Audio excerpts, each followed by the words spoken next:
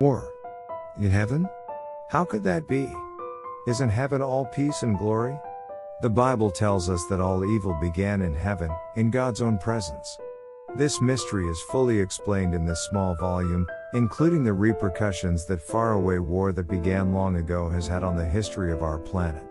Something has gone terribly wrong in God's universe.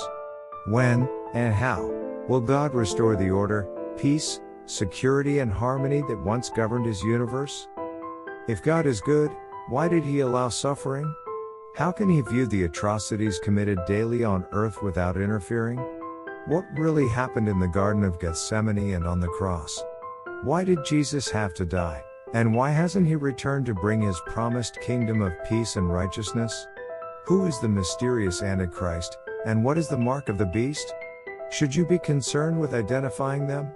After careful consideration of this book's contents, you will understand the startling answers to these matters of highest importance, so important it took Jesus' death on the cross to explain them. Yet 2,000 years later, not only are the answers still not understood, the questions are not even raised.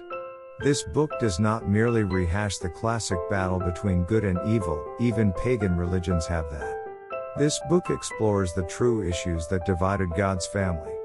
This is no superficial study, but an in-depth delving that will bring you to a comprehension of the answers never before given so clearly, until now.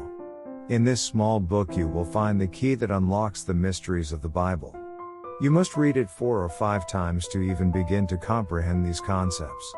Embark on a serious exploration of the concepts of this book, and solve the questions for yourself.